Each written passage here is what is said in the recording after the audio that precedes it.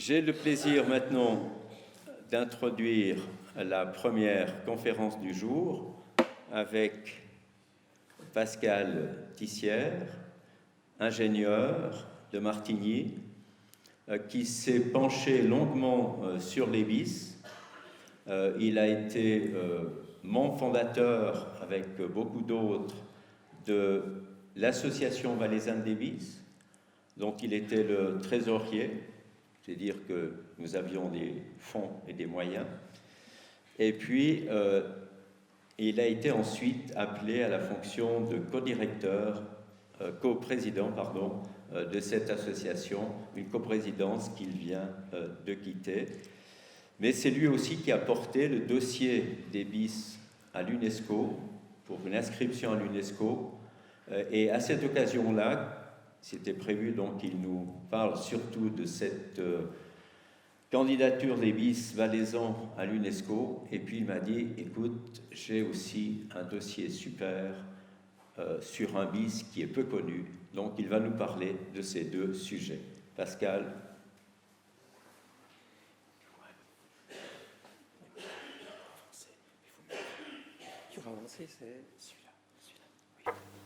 Mesdames, Messieurs, chers amis, même chers amis des bis, nous avons fait acte de candidature par notre association. Ça va? Ça passe? Ok. Par notre association des bis, créée en 2011 à la suite de votre colloque, de la Société d'histoire du Valais roman. Le comité était un comité fort, composé de notre vénéré président, du professeur Emmanuel Reynard, du responsable agriculture en Valais qui était Richard Survera, et j'en passe. Le but de cette association, c'était de développer un dossier solide pour faire acte de candidature auprès de la Suisse et ainsi gagner le label héritage mondial de l'UNESCO. Vous voyez voilà, le dossier a été déposé en février 2016. Ça a été un très gros travail de tous les membres de notre comité. Heureusement, nous n'étions pas les seuls. Vous voyez là la liste des autres candidats qui ont soumis un dossier auprès de Berne. On est dans la cour des grands. Il y a l'hospice du Grand Saint-Bernard. Il y a le Goetheanum de Rudolf Steiner. Et je n'ai pas toute la liste sous les yeux, vous l'avez là. Vous voyez que effectivement la concurrence était rude. Au mois de décembre, nous recevons... nous voici nos points forts. D'abord, on a un système original sur le plan technique. Ces bis sont accrochés au flanc des montagnes. Le nouveau billet de 100 francs en est une illustration. Il y a un système assez original qui est développé là. On parle des étanchéités. C'est le fameux Tretchboard que je vais justement développer par la suite. Il y a une longue histoire des bis qui datent du XIIe, XIIIe, XIVe siècle, qui correspondent à une évolution. On passe d'un système de ovin à un système bovin. Donc il faut beaucoup plus d'eau, il faut irriguer les prés, et il y a le système de consortage. Le système de consortage, les Geteilschaften, qu'on trouve dans l'ensemble du Valais, met le point sur la communauté, sur le travail ensemble, le travail de corvée. Alors on pensait qu'on avait de la chance, on pouvait présenter quelque chose qui tenait la rampe, même si la concurrence était rude. Voici le système de Tretchboard. Il n'est pas traduit en français, mais il est appliqué en Suisse romande, enfin dans le Bas-Valais. On met de la mousse, des mottes de terre contre des dalles qui sont posées perpendiculairement au sens de l'écoulement. Quand le bis est mis en eau, cette herbe gonfle et assure l'étanchéité du canal. On verra avec le canal d'Orsières, il y a une commande de mousse énorme. Voilà, la mousse était vraiment beaucoup utilisée pour rendre étanches les canaux. Ce système est remis en vigueur. L'État du Valais, dans le cadre du service de l'agriculture, donne des cours maintenant sur la reconstitution avec ce système de Tretchboard qui est hautement efficace. Dans notre dossier, voilà l'inventaire. On avait l'inventaire des bis. Il y en a 208 sur cette carte-là. Vous voyez qu'il y a des hotspots du côté de Mund, du côté de Husseberg, comme disent les Hauts-Valaisans, Hauseberg, Ayen. Ailleurs, il y en a un peu moins. Il n'y en a pas simplement du côté de Grechen. Les derniers dans le Bas-Valais, c'est celui du Trien. Il y en a quelques-uns qui sont mentionnés sur la commune d'Orsières, quelques-uns sur la commune de Bagne. 208 sur cette carte-là. M. Gerber en a inventorié 600, plus de 600. L'État du Valais a retenu uniquement ceux qui ont encore une fonction agricole ou qui sont encore bien visibles, qu'on peut mettre en eau, qui sont vraiment là dans le paysage, tandis que l'inventaire de M. Gerber, lui, il les a tous pris s'ils font plus d'1 kilomètre de long. Donc ça veut dire qu'il y en a encore beaucoup d'autres qui ne font pas partie de cet inventaire. Donc on peut dire que le Valais, et là on a mis en évidence dans notre dossier, est vraiment l'endroit des bis.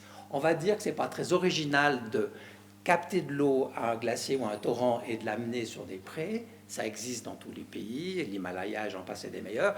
Mais la grande différence, c'est que le système valaisan, il est encore performant. Par exemple, tous ceux qui se trouvent dans le Val d'Ost, eh bien, ils sont quasiment tous été abandonnés, tandis qu'en Valais, il y a eu cette volonté de les garder, et pas simplement quelques-uns, vous voyez, plus de 200. Donc, c'est vrai que vis-à-vis de l'UNESCO, on avait quelque chose à faire valoir. Voilà un peu le détail d'Hauseberg.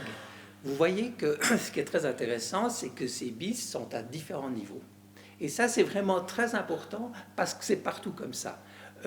On a un étage supérieur, un étage moyen et un étage inférieur pour justement desservir tous les niveaux de l'agriculture. Et Hauseberg s'est proclamé Suonendorf, le village des bis.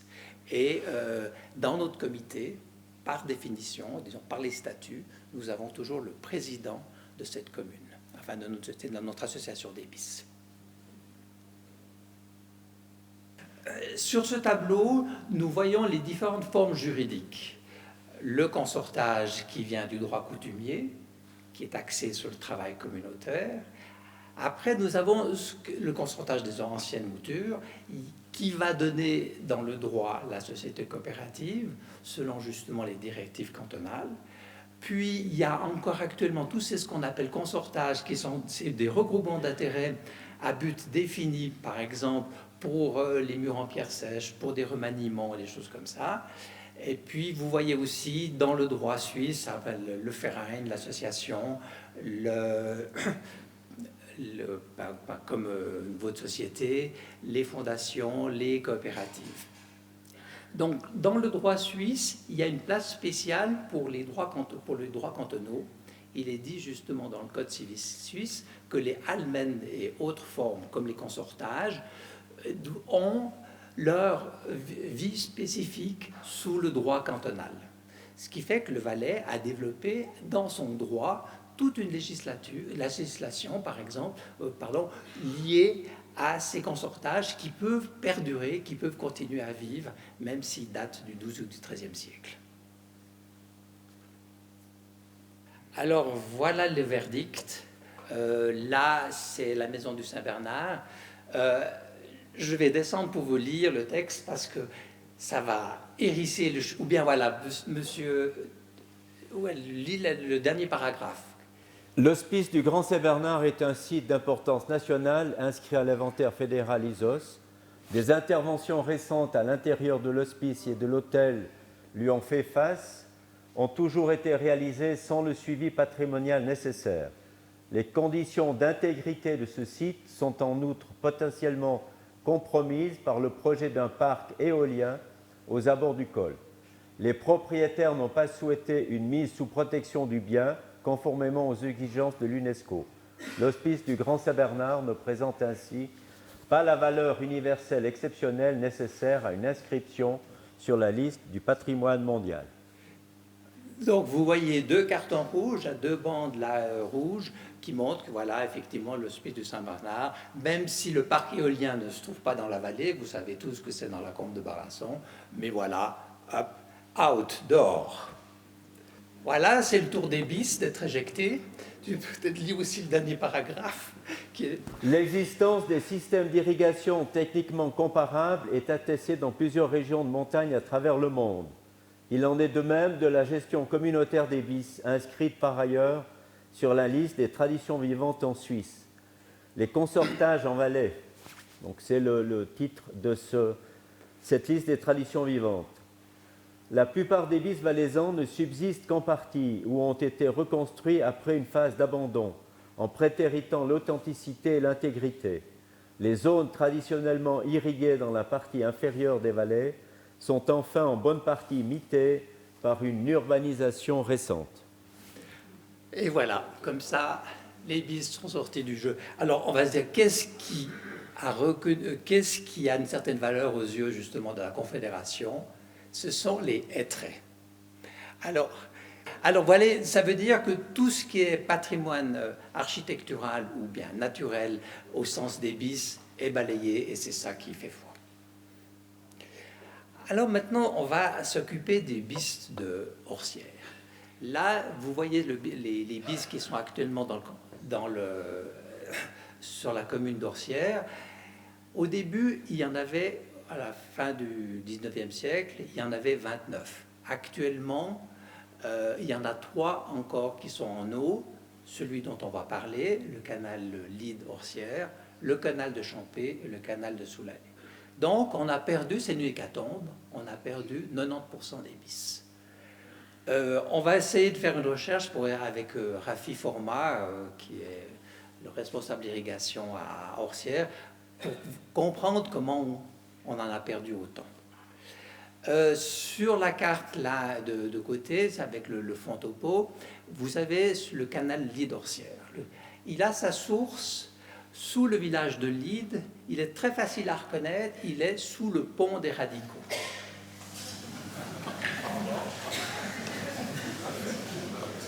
Voilà l'endroit de la prise d'eau. C'est dans une gorge, c'est vraiment un endroit mythique, exceptionnel, qui vaut la peine de voir. La gorge est extrêmement serrée, la Dran se fraye un petit passage. Cette photo est récente parce que justement à la prise d'eau, vous voyez une panse de chamois qui est en train de flotter. Donc vous voyez, la Dran est multifonctionnelle, si on peut bien. Voilà la prise d'eau un peu plus loin, avec justement des versoirs pour le nettoyage. Là, vous devinez le bis par une traînée sombre au milieu de la falaise de Pont-Sec. Donc voilà, vous imaginez déjà le type de travaux qu'il a pu faire, puisque là, je suis à plus d'1 kilomètre, et on voit très bien le bis sortir dans la topographie. Voilà comme il se présente maintenant. Donc, entre 1872 et 1874, on a vraiment creusé la roche sur en gros 300 mètres. Et comme ça, on a très joli parcours à flanc dans des conditions qui sont extrêmement escarpées. Alors, je suis tombé sur les archives de ce canal. Alors voilà, on ne dit pas le bis. Et là, vous avez un certain Jérôme Tissière qui était le caissier de cette commission. C'était pas l'association, c'était pas le concertage, ça s'appelait la commission, où il décrit toutes les dépenses faites pour la création de ce bis. Sur cette page, par exemple, on voit qu'il y a 2 personnes qui ont travaillé à raison de 2 francs par jour et que pour signer un acte avec des prêteurs, eh bien, il a fallu 3 bouteilles de vin qui ont coûté 1,50 franc. Alors, vous voyez, la journée de travail, c'est 2 francs, ou 2 à 3 francs, et 3 bouteilles de vin, c'est 1,50 franc.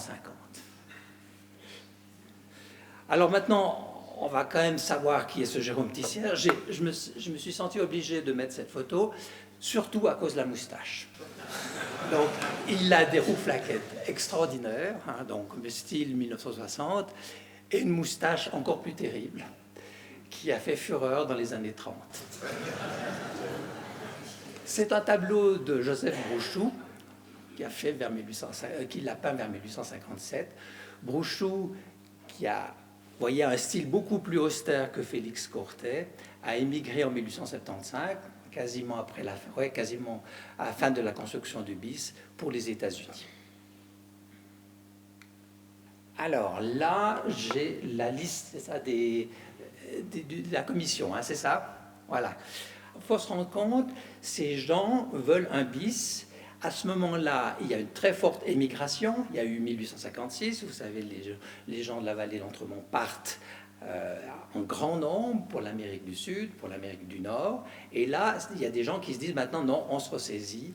Il y a voilà, toutes ces personnes qui vont se mettre ensemble sous la présidence de Argemir Gaillard. Si vous cherchez un prénom original, il y en a un là, Argemir Gaillard. Et il va, avec comme caissier le métier de recouvreur, hein, donc c'est quelqu'un qui fait du recouvrement, il s'appelle Jérôme Tissière, et il y a voilà, toute une série de cultivateurs. Alors, tous ces termes, maître d'hôtel, cultivateur, viennent d'un acte, parce que quand on fait un acte avec les prêteurs, on passe devant notaire, et en l'occurrence, le notaire, c'est Joseph Couchepin, avocat à Martinibourg, arrière-grand-père de Pascal. C'est lui qui a préparé une partie de ces actes. Alfred, c'est ton arrière-grand-père. Alfred, c'est ton arrière-grand-père. Oui, exactement. Voilà. Alors, voilà, c'est une équipe qui sont, vis-à-vis des prêteurs et vis-à-vis de la société, infiniment responsables. Ils vont tous être caution solidaire. Là, j'ai les étapes. Les entreprises. Voilà, les entreprises. Alors, donc, cette équipe de la commission va, pendant 5 ans, faire des travaux d'ingénieur pour savoir où il faut passer. Là-dedans, il y a un certain Bertrand, un certain de Cocatry, de Lavala et Jordan. Au bout de 5 ans, ils vont demander à la commune une aide. Quand on le refuse, on dit « faites votre BIS, mais ça ne doit rien coûter pour la commune ». Ils s'adressent au canton. Quand on dit « faites votre BIS », c'est d'intérêt public, on ne met pas un sou là-dedans. Alors, les gens vont trouver des prêteurs, ce qu'on va voir par la suite. En 1872 jusqu'à 74, c'est la construction. Vous voyez que c'est essentiellement des entreprises à consonance italienne. Le gros, c'est M. Rigoli, voilà, qui fait le travail. Et à part ça, il y a des gens, des locaux, qui vont fournir de la mousse, qui vont fournir des pierres. Vous voyez qu'il y aura beaucoup de... Donc, fournir la mousse, les pierres, les chauffe-fours, donc les fours à chaud aussi. Et là, la population locale va être intéressée parce que l'irrigation, disons, le financement d'irrigation est assuré par 2 choses. Là, c'est les prêteurs. Les coûts. Les coûts, voilà, les coûts. Alors ça, c'est les décomptes faits par Jérôme Tissière. Vous voyez un poste qui est énorme, le ciment, bizarrement, qui vient de Grenoble. Le quintal de ciment coûte 4 francs. Vous voyez, donc 2 journées de travail. Les entreprises locales font justement la maçonnerie, le terrassement. Vous voyez aussi les frais d'ingénieur qui sont relativement bas. Les frais de commission aussi, hein, quelques pourcents. Et c'est un peu l'inconvénient.